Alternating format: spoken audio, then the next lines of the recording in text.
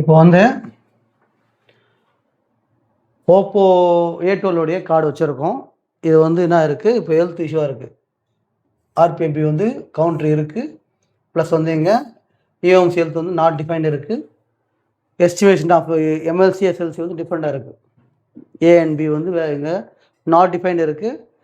B வந்து MLC வந்து 50 to 60 life time user வந்துருக்கு. இங்கே இஎம்சி நார்மல் தான் இருக்குது. ஆக்சுவலாக வந்து இஎம்ஸ்னால் மேலே இங்கேயும் சேமாக வரணும். இங்கே கார்டு வந்து அன்டிஃபைண்டே போயிட்டுருக்கு, நாட் டிஃபைண்டே போயிட்டுருக்குது. அப்போது கார்டு வந்து டெட். ஓகே, இப்போ நம்ம இது என்ன பண்ண போகிறோம், இஎம்சி ரிப்பேர் பண்ண போகிறோம். இப்போ நம்மளுக்கு கார்டு கனெக்ட் பண்ணிவிட்டு இதில் ரா கேஸில் போயிட்டு யூசர் பூட் ஏ, பூட் பி, ஆர்பிஎம்பி, இஎக்ஸ்டிஎஸ்சி, எஃப்எஃப்யூ இதெல்லாம் முடியுமோ நம்ம பேக்கப் எடுத்து வச்சுக்கணும். யூசர் மட்டும் மினிமம் 100 MB இல்லை மேக்ஸிமம் 1 GB வரைக்கும் எடுத்து வச்சுக்கலாம், உங்கள் ஸ்பீடை பொறுத்து, அதாவது அந்த கார்டோட ஸ்பீடை பொறுத்து. கஸ்டமர் டேட்டா வேணும்னாக்கா ஆர்பிஎம்பி கீ ரீட் பண்ணிவிட்டு அதுக்கு நம்ம ஒர்க் பண்ணுற மாதிரி இருக்கும். அது நம்ம வேறு கிளாஸில் பார்த்துக்கலாம், இந்த கிளாஸை கவனிங்க. ஓகே, இப்போது நம்ம கனெக்ட் பண்ணியாச்சு பாருங்கள். பூட் ஏ, யூசர், பூட் பி, ஆர்பிஎம்பி எல்லாமே பேக்கப் பார்த்தாச்சு. இதில் டிஃபால்ட்டாக வந்து வேறு ஒரு யூஎஃப்ஐயில் கனெக்ட் பண்ணி எஃப்ஆர்பி அடிக்கும் போது ஃபோன் வந்து டெடாக இருக்குது.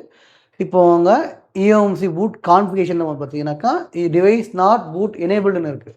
அப்போது boot 1 enabled for boot, boot 2 enable for boot இந்த மாதிரி இருக்கணும். அப்படி இருந்தால் மட்டும்தான் இது வந்து பூட் கான்ஃபிகரேஷன் கரெக்டாக இருக்குன்னு அர்த்தம். இல்லை user area is enabled for boot அப்படி இருக்கணும். இல்லை 3 எதுவுமே இல்லை, அப்போது பூட் கான்ஃபிகரேஷன் எரர். இப்போ அதே மாதிரி இங்கே ஹெல்த்தும் வந்து ஃபிக்ஸ் ஆகலை, ஃபிக்ஸ் ப்ராப்ளம் இருக்குது. இப்போ ரெண்டுத்தையும் சரி பண்ண போகிறோம்.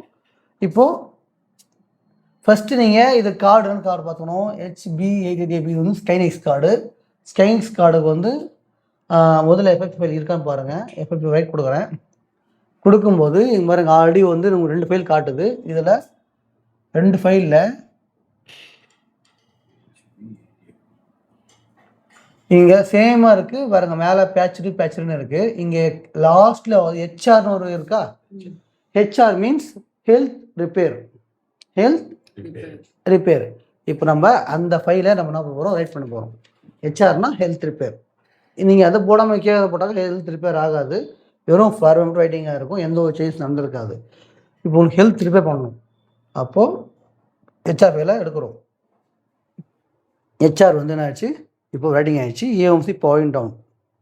ஒன்ஸு எஃப்எஃப் ஃபைல் ரைட் பண்ணாக்கா, ரைட் பண்ணாலோ ரீட் பண்ணாலோ ஏஎம்சியோட பவர் வந்து கட்டாயி தான் வரும். இப்போ கட்டாயிடுச்சு. நம்ம இப்போது ரீஃப்ரெஷ் பண்ணி பார்க்கலாம்.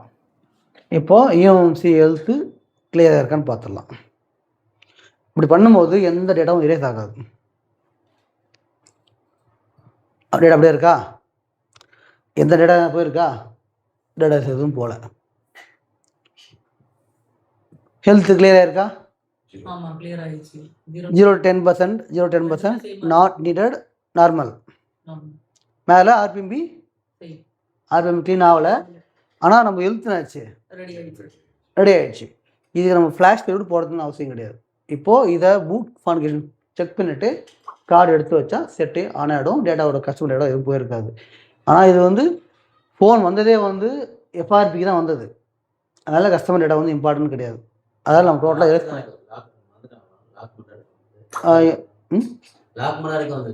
டேட்டாவோட வேணுமா நான் கஸ்டமருக்கு. ஓகே, இப்போ ஹெல்த் கிளியர் ஆகிடுச்சு. Health clear. இப்போது டிவைஸ் நாட் எனேபிள் இருக்கோ அதை ஃபிக்ஸ் பண்ணிடலாமா. அதுக்கு வந்து MTK boot 2 ப்ரொவிஷனிங் போயிட்டு இங்கே காமன் செட்டப்பில் MTK 2 கொடுத்து இங்கே ரைட் போகணும். சைஸ் வந்துருக்குங்களா, EMC boot config size 48-02-01. Okay, இதை கொடுத்து ரைட் கொடுக்குறோம். இங்கே அது ஷோ வந்து அப்ளை சேஞ்சஸ் கேட்குது. எஸ், 1 டைப் அதான் ஓடிபி ஆகிடும். இது வந்து ஓகேவா, உங்களுக்கு ஓகேவான்னு கேட்குது. எஸ், இப்போது ஃபங்க்ஷன்ஸ் அங்கே டாஸ்க் டன் வந்துருக்குது. இப்போது நான் இதை ரெஃப்ரெஷ் பண்ணுறேன். OTP meaning one time program. ஓடிபினா 1 time program.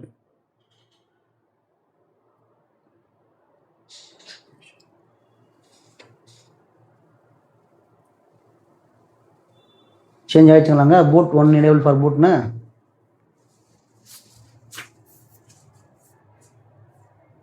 Boot partition 1 enable for boot change ஆகிடுச்சா. இப்போ எஃப்ஆர்பி வந்து ஆக்டிவில் இருக்கா, இதே இதோட எஸ். Okay, no S. ஆமாம், ஏன்னா இதோட போயிடும். எஸ், 3 எஸ் கொடுக்கணும். இப்போ இங்கே இந்த ஆப்ஷன் இருக்குது. ஃபோர்ஸ் ரிகவரி, ரேஸ் இதோட ஃபுல் 256 MB இந்த ஆப்ஷனாக கொடுத்துருக்காங்கல்ல. இப்போது இது ஓப்போன்றதுனால ஓப்போ வைப் டேட்டா. இது கொடுத்தா என்ன ஆகுனா ஆட்டோமேட்டிக்காக ஃபோன் ஆன் ஆகிட்டு ரிகவரி மோட் போய்ட்டு வைப்பிங் ஆகும். ரிகவரி மோட் போய்ட்டு வைப்பிங் ஆகும். நம்ம அதுக்கு மேக்ஸிமம் நம்ம கொடுக்கறதே தான் தருவோம். ரேஸ் இதோட ஃபுல் தருவோம். கொடுத்தோடனே 10 தருவோம். பார்ட்டிஷன் போய்ட்டு யூசர் erase கேஷ், யூசரோட erase கேஷ். ஓகேவா? அதுக்கப்புறம் நீங்கள் வேணும்னா ஓப்போ டேட்டா கொடுத்துக்கலாம். இது வந்து மிஸ்க் ஃபைல் ரெடிங் ஆகும். பாருங்க, பூட் மெசேஜ்னா பேரா ஃபைலில் போயிட்டு ரெடிங் ஆகும். வேறு வைப்பிங் வையா பூட் மெசேஜ். ஆமாம், மிஸ்க் மூட்டில் நீங்கள் வெயிட்டிங் ஆச்சுன்னா ஆட்டோமேட்டிக் ஆன் ஆகிட்டு ரிகவர் வைப்பிங் வரும். ஓகேவா? அப்புறம் பார்ட்டிஷன் போயிட்டு எஃப்ஆர்பி கிளிக் பண்ணி எஃப்ஆர்பி எஸ் முடிஞ்சு. Set ready. இதுக்கு ஃபுல் ஃபைல் அடிக்கணும்னு அவசியம் கிடையாது. ஏன்னா எஃப்ஆர்பி இரேஸ் பண்ணுறேன், அவ்வளோதான். வேறு என்ன இருக்குது? Cache memory. இப்போ நீங்கள் ஃபோன் ரிகவரி மோடில் போயிட்டு யூசர் டேட்டா வைப்பிங் கொடுப்பீங்க. வைப் கேஷ், வைப் டேட்டா கொடுப்பீங்களா?